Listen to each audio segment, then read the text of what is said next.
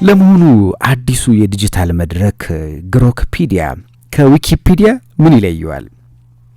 ይህንኑ ጉዳይ ጀባን በላችሁ የኤሎን መስክ ግሮክፒዲያ ምን የተለየ ነገር ይዞ መጣ የሚለው ጥያቄ መነሳቱ አይቀርምና በጠፈር ጉዞዎች፣ በኤሌክትሪክ መኪናዎች፣ በማህበራዊ መገናኛ ዘዴዎች ባለቤትነቱ የሚታወቀው ቱጃሩ ባለሀብቱ ኤሎን መስክ በቅርቡ ማለትም በግሪጎሪያን ጥቅምት 27 ቀን 2025 ዓ.ም ግሮክፒዲያ ተብሎ የሚጠራ አዲስ የበይነ መረብ የኢንሳይክሎፒዲያ እንግዲህ ተመሳሳይ ማለት ነው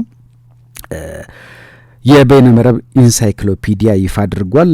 ስሙ እንደሚያመላክተው እንግዲህ ግሮክ የቀድሞ የትዊተር ያሁኑ ደግሞ ኤክስ ማህበራዊ መገናኛ ዘዴ ላይ ጎልቶ የሚታወቅ የሰው ሰራሽ አስተውሎት ወይም ኤአይ ቻትቦት ነው። ግሮክ እንደ ኩባንያው ገለጻ በአዲሱ ግሮክፒዲያ እውነታን ማረጋገጥ ወይም ደግሞ የማረጋገጥ ስራን ይሰራል ተብሎ ይጠበቃል። ግሮክፒዲያ እንግዲህ በሰዎች ከሚደረግ አርታኢነት ይልቅ በሰው ሰራሽ አስተውሎት የሚሰራ የበይነ መረብ ኢንሳይክሎፒዲያ ነው ተብሎ ይታሰባል። ኤሎን መስክ እንግዲህ ይህንን ዲጂታል መድረክ ይፋ ያደረገው የዊኪፒዲያን በተለይ ደግሞ ወደ ግራ ያዘነበለ የበይነ መረብ አሰራርን በተመለከተ ነው። እንግዲህ ኢንሳይክሎፒዲያ ኤሎን መስክ ይህንን ዲጂታል መድረክ ይፋ አድርጎታል። በእርግጥ ያልተዛባና አድሎ የሌለው መረጃ ማቅረብ ያስችላል ነው የተባለለት። በኤአይ የሚጣራ ይህንን ነገር እንትን የሚለው የሚያቀርበው እንግዲህ ስዊዘርላንድ የሚገኘው የሶፍትዌር መሐንዲሱ አቶ ዳዊት አለሙ አይቻልም ባይ ናቸው። በተለይ የሶፍትዌር መሐንዲሱ እንደሚሉት ከሆነ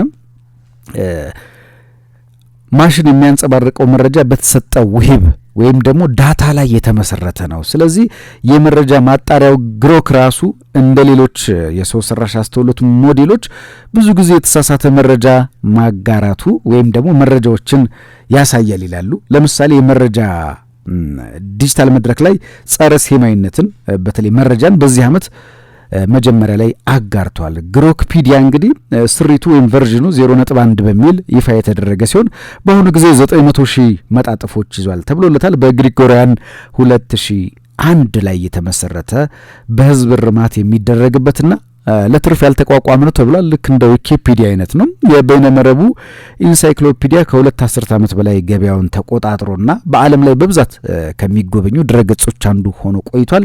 እንግዲህ ኤሎን መስክ ግሮክፒዲያ ለምን ጀመረው ብለን ጥያቄ ስናነሳ ኤሎን መስክ እንግዲህ ምንም እንኳን ቀደም ሲል ዊኪፒዲያን ሲወስድ የቆየ ቢሆንም በኋላ ላይ ግን አቋሙን ቀይሮ ማን ነው ሲያወድስ ቆይቷል። በተለይ ዊኪፒዲያን አድናቂ ከነበሩ ሰዎች ውስጥ ኤሎን መስክ አንዱ ነበረ። አሁን ላይ ሀሳቡን ቀይሮ ወደ መስከረም መገባደጃ ላይ ዊኪፒዲያ ወይም ዎክፒዲያ የሚል ስያሜ በመስጠት ድረገጹ ለዘብተኛ ጉዳዮችና በዛ መንገድ መረጃ በሚያቀርቡ ሰዎች ይደገፋል ሲል ነቅፏል። ኢትዮጵያዊ የዚህ ዘርፍ ተመራማሪ ደግሞ አቶ ዳዊት ግን ዊኪፒዲያ ሰው የሚሳተፍበት በመሆኑ ስህተት እንኳን ሲኖር በቀላሉ መለየት ይቻላል፣ ለማስተካከልም ቀላል ነው ይላሉ። ነገር ግን ግሮክፒዲያ የሚሰራው በሰው ሰራሽ አስተውሎት በመሆኑ በማሽን የሚሰራውን ስህተት ውስብስብና አሳማኝ በሆነ መንገድ የሚያቀርብ በመሆኑ ለማረም እጅግ አስቸጋሪ ነው ይላሉ። እንግዲህ በሌላ በኩል ኤሎን መስክ እስከ ቅርብ ጊዜ ድረስ በጣም እንግዲህ የዩኤስ አሜሪካ ፕሬዚዳንት ዶናልድ ትራምፕ ወዳጅ ነበረ። ብዙ ወግ አጥባቂ ፖሊሲዎቻቸውን በይፋ ይደግፍ የነበረ በመሆኑ ግሮክፒዲያ ከወገንተኝነት ሊጸዳ አይችልም የሚሉ አሉ። ከኤሎን መስክ አቋም በመነሳት ከዚህ አንጻር እንግዲህ ግሮክፒዲያ ለንግድ የተሰራ ቢመስልም ዋሽንግተን ዲሲ በሚገኘው የአሜሪካ ዩኒቨርሲቲ የሕዝብ ግንኙነት ተባባሪ ፕሮፌሰር የሆኑት ፊሊፖ ትሬቫን ዶቼ ቬለ እንደገለጹት የድረገጹ መነሻ የበለጠ ርዕዮተ ዓለም ሊሆን እንደሚችል ተናግረዋል።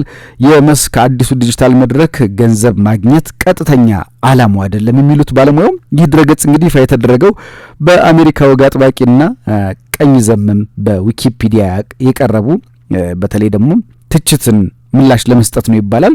ስለሆነም በሰው ሰራሽ አስተውሎት የሚሰራው የዚህ ዲጂታል መድረክ ዓላማ ከዊኪፒዲያና ከነባሩ የመረጃ ምንጭ ሌላ አማራጭ መሞከርና ማቅረብ ነው ሲሉ ይገልጻሉ። ይህ ደግሞ እንግዲህ ኢትዮጵያዊ አቶ ዳዊት እንደሚሉት ከሆነ ግሮክፒዲያ የማስክን አመለካከት ሊያንጸባርቅ የሚችል ፕላትፎርም እንደሆነ ይገልጻሉ። እንግዲህ ግሮክፒዲያ ከዊኪፒዲያ በምን ይለያል ካልን ደግሞ ሁለቱ ዲጂታል መድረኮች ልዩነታቸው በመጀመሪያም እንግዲህ ለተጠቃሚው ብዙ ግልጽ አይደሉም።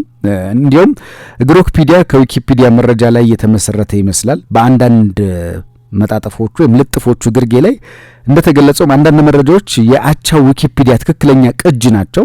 እናም የጽሁፍ ውበትም ተመሳሳይ ነው።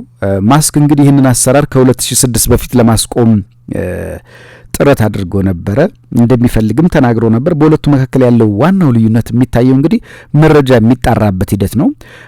ዊኪፒዲያ የትብብር ማህበረሰብ አርትኦ ላይ የተመሰረተ ነው። ማንኛውም ስህተቶች ወይም የክርክር ነጥቦች ለመጠቆም ሂደት አሉት። በዩናይትድ ኪንግደም በኦክስፎርድ ዩኒቨርሲቲ ዲጂታል ቴክኖሎጂዎች ላና እንዲሁም የህዝብ ፖሊሲ ተባባሪ ፕሮፌሰር የሆኑት ሮክሳና እንደሚናገሩት ከሆነ ግሮክፒዲያ ምንም አይነት የሰው አርትኦትና ተሳትፎ የሌለው ቁጥጥር የጎደለው ይመስላል። ፕሮፌሰሩ አያይዞም ግሮክፒዲያ ይዘቱን ለተጠቃሚዎች ከማቅረቡ በፊት በሚደረጉ ውሳኔዎች ላይ ግልጽነት ሳይኖረው ግልጽ ባልሆነ የመረጃ አሰባሰብ እንዲሁም የመረጃ ምንጭ የመረጃ ቋት ሞዴል አይሰራም ሲሉ ይገልጻሉና እንግዲህ አቶ ዳዊትን በበኩላቸው የመረጃ ምንጫቸው በግልጽ አልታወቁም ሌላው ችግር እንደሆነ ያስረዳሉ። እንግዲህ ግሮክፒዲያ ምን ያህል ትክክለኛ ሀሳቦችን ያቀርባል የሚለው ደግሞ ሌላኛው ጥያቄ ያስነሳል። ምክንያቱም ዊኪፒዲያና እነዚህ አሁን አዲሱ ኤሎን መስክ ግሮክፒዲያ የሚባሉት በተለይ ጽሁፎች የሚጋሩበት መረጃዎች የሚተላለፉበት መድረክ ማንኛውም ሰው ገብቶ አርትኦት ሊያደርግ ይችላል። ማንኛውም ሰው ገብቶ ሊጽፍ ስለሚችል ይሄኛው ደግሞ በኤአይ የተመሰረተ ማጣራት ስላለው እንዴት ነው ነገሩ ያስብላል። ራሽ አስተውሎት ኤአይ ሞዴሎች የተሰራ በመሆኑ ከፍተኛ ስህተቶችን ከግምት ውስጥ በማስገባት እነዚህን ጥርጣሬ ያላቸውን ነገሮች ያስወግዳል የሚል እምነት ነው ያለውና ብዙ ምሁራን እንትን ይላሉ፣ በዚህ ጉዳይ ላይ ይቃወማሉ። ምክንያቱም ኤአይ ሲሆን ስህተትን በጣም ፕሮፌሽናል አድርጎ ትክክለኛ አድርጎ የማቅረብ ነገር ይኖራል። ቢያንስ የሰው ሲሆን ግን ይታወቃል ስህተት መሆኑ እንኳን የሚል ነገር አለና እንግዲህ ግሮክፒዲያ ሆን ብሎ ሁልጊዜ ያልተረጋገጡ ምንጮችን ይጎትትና በግሮክ የተረጋገጠ እውነታ ለማስመሰል ይጥራል የሚሉ ባለሙያዎችም አሉና በተለይ ግሮክ የኤሎን መስክ ማለት ነው ግሮክፒዲያ አድሏዊ ነው የሚሉም አሉ። እንግዲህ የትኞቹም መገናኛ ዘዴዎች አይተሽ ከሆነ ለራሳቸው ኢንተረስት ለተፈጠሩበት ነገር ወይም ደግሞ ያንን ለሰራው አካል ያደላሉ። ልክ ነው እንዴ? በሆነ ደረጃ የሚለፉበት የሚያውቁት ነገር ስለሆነ ወደዛ ሽፍት በተለይ ብዙ ጊዜ አይተሽ እንደሆነ ፌስቡክ የአሜሪካን ጥቅም በተለይ ደግሞ እነሱን ሚነካ ነገር ከሆነ አጣርቻለሁ በሚል የማስወገድ ነገሮች አሉት። እኔ እንኳን ከአንድ ሁለት ጊዜ ገጥሞኛል።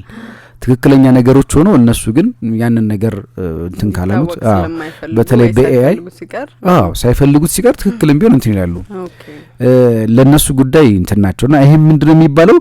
በተለይ ደግሞ ነባሩ መገናኛ ዘዴ ይፋዊ መረጃ ምንጮች የማይታመኑ ናቸው የሚል ስሞት ያነሳሉ፣ ዊኪፒዲያን ማለት ነውና እንግዲህ ማስክ ነው ይሄን የሚለው ኤሎን መስክ በአሜሪካ ፖለቲካ በወግ አጥባቂ ብዙዎች የሚጋራ ጽሁፍ ነው፣ በወግ አጥባቂዎች የሚጋራ ጽሁፍ ነው ይላሉ። በተለይ ደግሞ ሰው ሰራሽ አስተውሎት ከሰዎች ማለት ከሰዎች ጋር ያለውን ነገር በማገናዘብ ማያዳላ ስለሆነ ይሄኛው የተሻለ ነው። በተለይ ኤአይ ለአድሏዊነት ችግርን መፍትሄ አድርጎ ተጠቅሞበታል። ምክንያቱም እነዛ በሰዎች ከሚጻፉት ኤአይ አድሏዊ ስለማይሆን የተሻለ ተደራሽነት ይኖረዋል።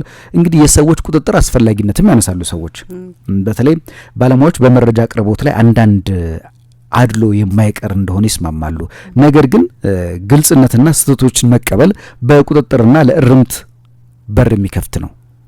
ምክንያቱም አይተሽ እንደሆነ አንዳንድ ለምሳሌ ዩቲዩብ ራሱ ሂውማን ሪቪው ያደርጋል። መጀመሪያ ኤአይ እንትን ካለ በኋላ ሰው ብዙ ነገሮችን እንደውም አንድ ወቅት የተነሳ ነገር ነበረ። ኤአይ የሰዎችን ስሜት ለምሳሌ ፍርድ ቤት ሲባል ኤአይዎች ፍርድ ለመስጠት ሲባል የሰውን ስሜት ለምሳሌ ሲያለቅስ፣ ሲስቅ፣ ሲያዝን እነዚህን ስሜቶች ማወቅ ስለማይችሉ አንዳንድ ስራዎችን መስራት አይችሉም የሚሉ ነገሮች ነበሩ። አሁን ይሄኛው ምንድነው? ሰው ለምሳሌ በአማርኛ የተጻፈን ጽሁፍ ስለ ኤሎን መስክም ሊሆን ይችላል፣ ስለ ትራምፕም ሊሆን ይችላል፣ ስለ የትኛውም ጉዳይ ቢጻፍ ሰው ሪቪው ሲያደርገው ከምን አንጻር ነው? ለምሳሌ ኢትዮጵያዊ የሆነ ሰው ቢያደርገው ይህንን ነገር በቀላሉ መረዳት ይችላል። ለምን? ከምን አንጻር ነው? የጽሁፉ አውድ ምንድን ነው?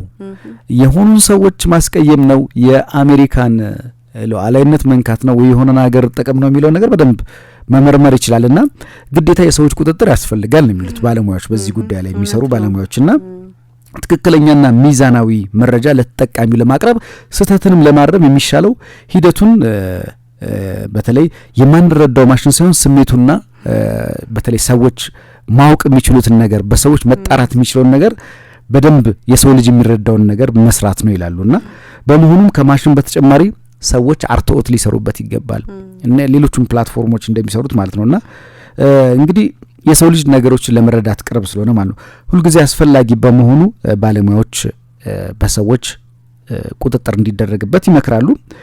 እንግዲህ የሰዎች ቁጥጥር ከታከለበት ከሰው ሰራሽ አስተውሎት አንድ ላይ እነዚህ ሁለቱ ነገሮች ሲደመሩ ገንዘብ መቆጠብ፣ የስራ ቅልጥፍና በመጨመርና የተሻለ ውጤት በማግኘት ረገድ ለሰው ልጆች ያለው ጠቀሜታ የሚካድ አይደለም ይላሉና በተለይ በኤሎን መስክ በኤአይ ቁጥጥር የሚደረግበት ግሮክፒዲያ እና ዊኪፒዲያ ሁለቱም የራሳቸው ክፍተት አለባቸው። ያኛው በሰዎች ነው አርትኦት የሚሰራበት ማንም ሰው ገብቶ አርትኦት ሊሰራበት ይችላል የሆነ ነገር ላይ፣ ያኛው ለሐሰተኛ መረጃም የተቃረበ ነው።